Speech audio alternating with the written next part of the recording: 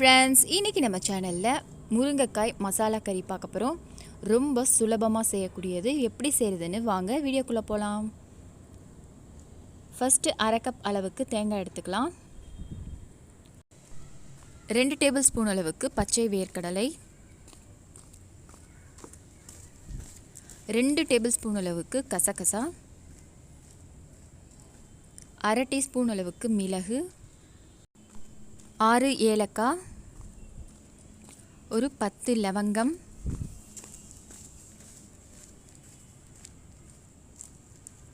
ஒரு இன்ச் அளவுக்கு பட்டை, ஒரு 2 டேபிள் ஸ்பூன் அளவுக்கு தனியா, சின்ன லெமன் சைஸ் அளவுக்கு புளி. இப்போது 10 பல் பூண்டு சேர்த்துக்கலாம். 1 இன்ச் அளவுக்கு இஞ்சி எல்லாத்தையும் கட் பண்ணி சேர்த்துருக்கேன். இப்போ நைஸாக பேஸ்ட் மாதிரி அரைச்சி எடுத்துக்கலாம். தண்ணி ஊற்றி அரைச்சி எடுத்துக்கோங்க. இப்போ அரைச்சதை தனியாக எடுத்து வச்சுக்கோங்க. இப்போ 3 தக்காளி, அதையும் அரைச்சி எடுத்து வச்சுக்கலாம் தனியாக. மீடியம் சைஸ் தக்காளி. இப்போ ஒரு கடாயில் 1/4 கப் அளவுக்கு நல்லெண்ணெய் சேர்த்துக்கலாம். அதோட ஒரே ஒரு டேபிள் ஸ்பூன் அளவுக்கு நெய் சேர்த்துக்கலாம். நல்லா வாசனையாக இருக்கும் நெய் சேர்க்கறதுனால.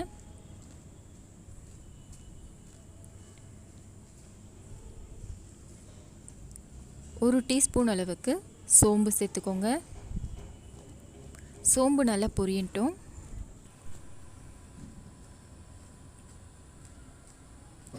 இப்போது கருவேப்பிலை சேர்த்துடலாம். அதோட 3 பச்சை மிளகாய் கீறி வச்சுருக்கேன், அதையும் சேர்த்துடலாம். 2 மீடியம் சைஸ் வெங்காயம் நல்லா பொடிசாக அரிஞ்சு வச்சுருக்கேன். நல்லா எண்ணெயில் நல்லா வதக்கி விட்டுக்கலாம். நான் இப்போது 4 முருங்கைக்காய் நல்லா கட் பண்ணி வச்சுருக்கேன், கழுவி வச்சுருக்கேன். அதையும் சேர்த்து வெங்காயத்தோடு நல்லா வதக்கிக்கலாம்.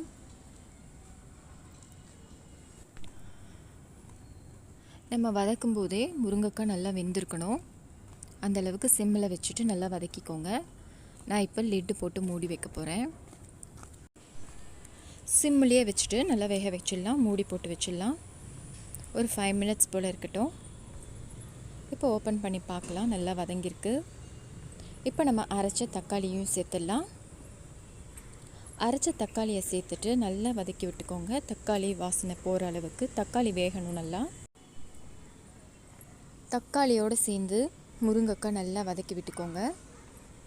இப்போ எல்லாம் மசாலாவோடு சேர்ந்து நல்லா வதங்கட்டும். இப்போது மூடி வச்சிடலாம். ஒரு 5 மினிட்ஸ் போல் இருக்கட்டுங்க. 5 மினிட்ஸ் சிம்மிலேயே வச்சுருக்கலாம். இப்போ தக்காளி, வெங்காயம், முருங்கைக்காய் எல்லாம் நல்லா வதங்கி வந்திருக்கு பாருங்கள். இப்போ நம்ம அரைச்ச மசாலாவை இதில் சேர்த்துடலாம். அரைச்ச மசாலாவை சேர்த்துட்டு வதக்கி விட்டுக்கோங்க.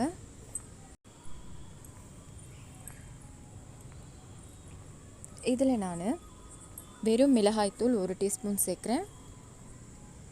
காஷ்மீர் மிளகாய்த்தூள் ஒரு அரை டீஸ்பூன் அளவுக்கு சேர்த்துருக்கேன். மஞ்சள் தூள் ஒரு அரை டீஸ்பூன் அளவுக்கு சேர்த்துக்கலாம். இப்போ எல்லாத்தையும் நல்லா வதக்கி விட்டுட்டு தேவையான அளவு தண்ணி சேர்த்துக்கலாம்.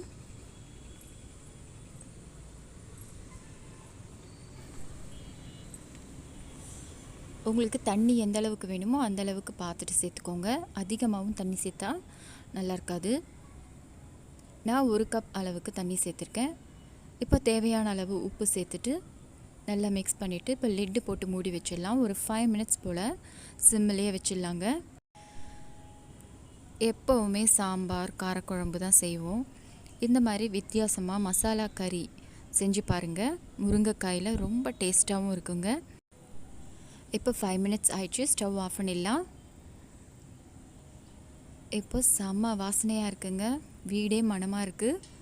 இந்த முருங்கைக்காய் மசாலா கறி நீங்களும் ட்ரை பண்ணி பாருங்கள். இந்த வீடியோ உங்களுக்கு பிடிச்சிருக்குன்னு நினைக்கிறேன். பிடிச்சிருந்தால் லைக் பண்ணுங்கள், ஷேர் பண்ணுங்கள், சப்ஸ்கிரைப் பண்ணுங்கள். மறக்காமல் பெல் பட்டனை கிளிக் பண்ணுங்கள். அப்போ தான் நான் அடுத்தடுத்த போடுற எல்லா வீடியோஸும் உங்களுக்கு நோட்டிஃபிகேஷன் ஆகும். இந்த வீடியோ பார்த்த அனைவருக்கும் நன்றி.